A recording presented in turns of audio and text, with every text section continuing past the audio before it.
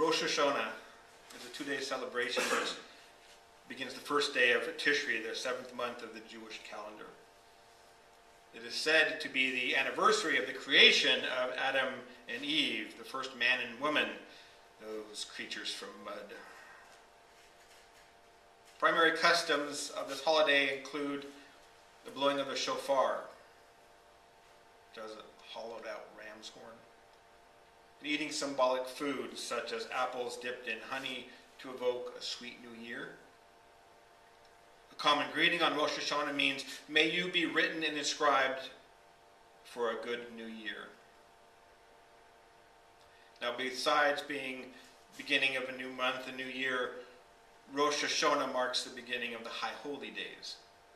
And in his book, Inviting God In, Celebrating the Sole Meaning of the Jewish Holy Days, Rabbi David Aaron remarks, "The High Holy Days that begin the Jewish year enable us to discover the truth and experience love and joy to the utmost.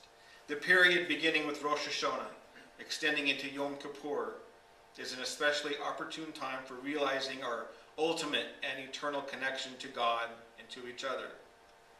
This period is the foundation upon which our entire year is built." Yom Kippur is known as the Day of Atonement, when we are forgiven our mistakes and our names are written into the book of life for yet another year. And according to Aaron, it's a day when we can immerse ourselves in the all-embracing oneness of God and emerge pure. On that day, the light of the world to come shines into this world, and we can see ourselves and our actions from God's perspective. In that light, even our transgression of the past become a blessing for our future. On Yom Kippur, we celebrate forgiveness because we realize that only love is real. Everything else is illusion. Yom Kippur is the holiest day of the year. It's marked by prayer and fasting. It's the Sabbath of Sabbaths. And according to tradition, God inscribes each person's fate for the coming year into the book of life, on Rosh Hashanah, and waits until Yom Kippur to seal the verdict. And during those intervening days, one tries to amend his or her behavior and seek forgiveness for wrongs done through the previous year. The evening and the day of Yom Kippur are set aside for public and private petitions and confessions of guilt. The goal is atonement, or at-one-ment. Now, several years now, as being Unitarian Universalist, in the pulpit, in the pulpit and in the pew, I find that Unitarian Universalists prefer to focus on Yom Kippur, the Day of Atonement, of one-ment. We don't like Rosh Hashanah. We don't like the Day of Judgment, do we? Right? Here comes the judgment. I mean, atonement, one-ment, forgiveness. Who doesn't want that? We all want that. We all want to be forgiven, right? Mm-hmm. But doesn't forgiveness imply judgment? Mm-hmm. We can only be forgiven for something if it has been judged wrong or inappropriate, even if it is ourselves doing the judgment. We don't like to talk about it, though. We don't like to talk about judgment. And I think it's because many of us, myself included, left religious traditions because of the incessant judgment. It's natural to want to avoid such unpleasantness. Who wants to be judged? So I'm going to break from tradition, and I'm not going to talk about atonement. I'm going to talk about judgment. Because atonement assumes judgment. And it's something we need to deal with. Now, as I mentioned, Rosh Hashanah, the Day of Judgment, begins with the blowing of the shofar. About this, contemporary American Jewish scholar Rabbi Dov Peretz Elkins writes, "In the blowing of the shofar, we are called to take a hard look at ourselves, to examine our deeds, look well into our souls, mend our ways, and improve ourselves this coming year. We are not eternally chained by what we have been. We can throw off the tyranny of enslaving habits. Our tomorrow can be freed from the shackles of yesterday. We can take control of our lives and direct ourselves on a better path, which all sounds very much consistent with Unitarian Universalism. We are not bound by the past. Past is just prelude. He continues that by choosing our path more carefully, we can strike out in more productive directions. The blowing of the shofar not only invites us to look within ourselves, it also summons us to see and hear the needs of others, disturbing the peace, calling upon us to open our eyes and see the untold thousands around us who are victims of human injustice. It calls us to hear the summons to action, that charge calls us shofar. Go out and do battle with injustice. Go out and make the world a better place. Compare that to our American New Year traditions. Those only to be forgotten in the hungover haze of football and parades the next day. Those so different. Rabbi Aaron remarks, we can live with punishment, but we cannot live without meaning. We cannot live knowing that our choices and actions are inconsequential. Therefore, an act of judgment that brings home this point that we matter can be, in fact, an act of kindness. Again, not an attitude common in our society, that judgment is a kindness. Now imagine if nothing mattered. Imagine everything you have ever said and done since childhood simply didn't matter.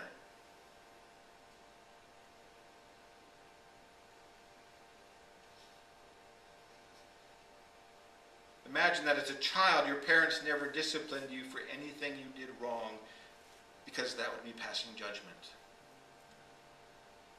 Imagine the adult you would be now if that was how you grew up. How would you be different if you'd never been judged, if your behavior had never been judged inappropriate?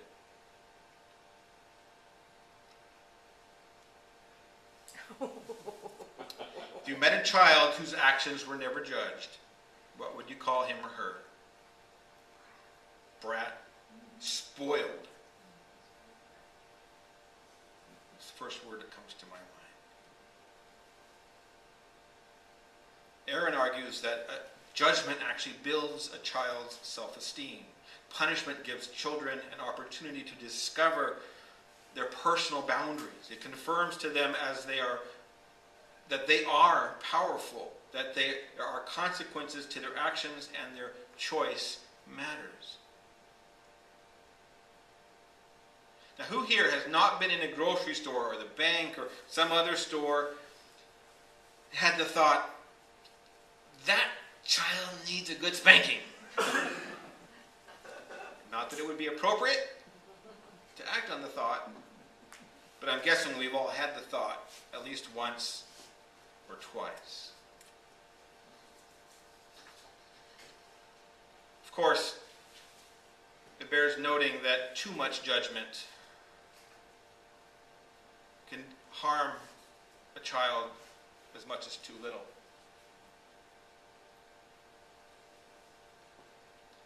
And that judgment is of, we're talking about, it's of an action. We judge the actions and not the child. This is where many of us found issue with the religion for which we might have been born. It was all judgment all the time, as though we can magically prevent our minds from thinking certain thoughts. And the punishment wasn't to make amends, it was eternal damnation. It wasn't just an action being condemned, it was our souls.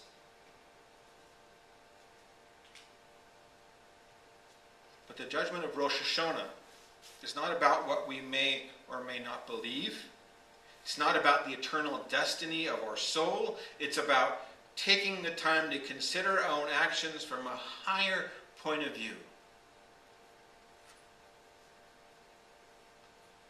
Jews would say from God's perspective. Einstein reminded us that no problem can be solved from the same level of consciousness that created it. It's the same idea. We have to get above where we are so that we can look at it and go, ooh, that's wrong. I need to change that. The judgment of Rosh Hashanah invites us to take the larger perspective and consider what we do, what we say, who we are, from the perspective of our family and friends, from our neighbors and our strangers, and even our enemies, even our political enemies.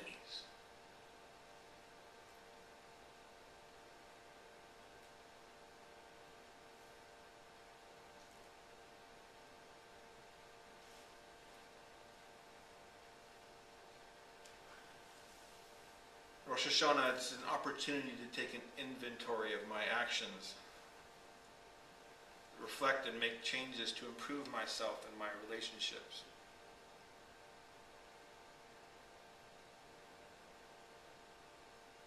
And so, from this perspective, judgment is empowering. It gives me the power over my own life. It gives you the power over your life. It serves to remind us that what we say and do, all we don't say and do, as our opening reading reminded us, everything is important. And this is the most crucial aspect of this tradition.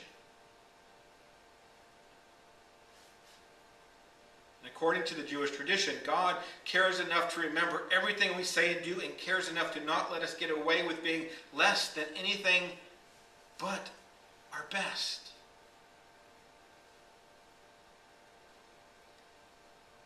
And God cares enough to forgive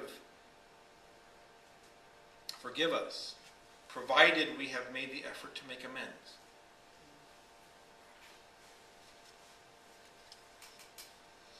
That's the important part, the making amends. It's not enough just to acknowledge our transgression, promise to do better next time. I promise. Or, I'm sorry, I really didn't mean that. We've heard that, haven't we?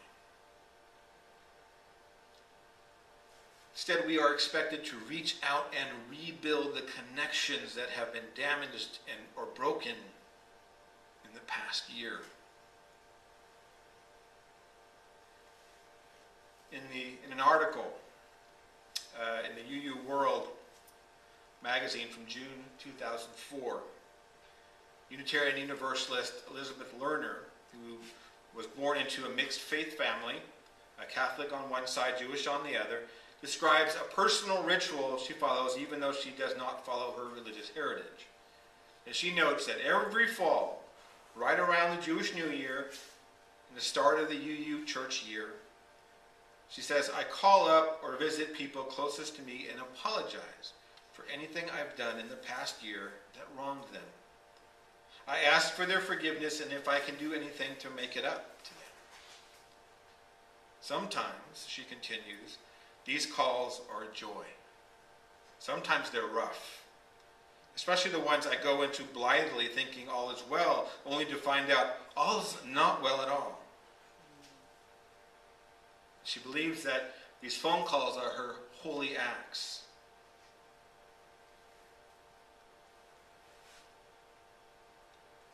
As Unitarian Universalists, we don't believe that Rosh Hashanah necessarily is the birthday of the first humans. We don't have the long tradition of blowing the shofar or any other traditions associated with this holiday. But still, the meaningful and practical act of being judged, allowing ourselves to be judged, even if it's only we that are judging ourselves, or letting our friends and family judge us for how we've treated them. Such a profound practice does not require any special belief or ritual. It takes only a simple desire to be a better person tomorrow than we are today. Well, maybe better isn't the best word choice. How about more spiritually mature, more refined? Just pick a word. Maybe better works. It is from this better, more mature, more refined place that we can learn to actually forgive ourselves, forgive others, and so inscribe our names in the book of life for yet another year. It's truth be known, we make our heaven and our own hell here on earth. The worst of hells is never being able to forgive. It is the greatest gift we can give ourselves. That begins with judgment, though. First, we must judge ourselves before we can forgive. Because holding on to anger and resentments from year to year, it has little or no effect on the person we're actually angry with. We have a choice to hold on to our anger, our feelings of guilt and shame, or learn to let it go. We can be like, the Sith Lord, or let it go and be like the Buddha, right? Holding on to anger is like drinking poison and expecting the other person to die.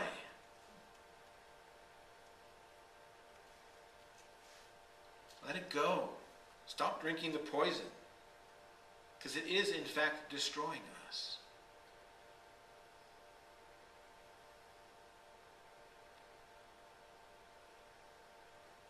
That includes our hatred for even political people we don't like. Think about that. Of course, we are not bound by the dictates of the calendar to evaluate our lives in this way. This is something we can do anytime, any place. Nor are we restricted by our beliefs or our traditions. What really matters is that the burning desire to be free of the past so that we can live life to its fullest today, in the moment.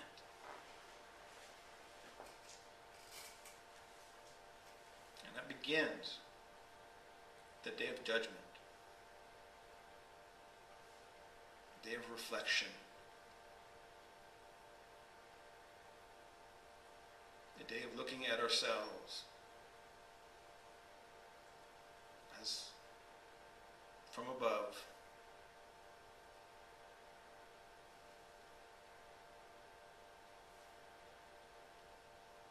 that one day of judgment can lead to a lifetime of forgiveness, of understanding, of a peace.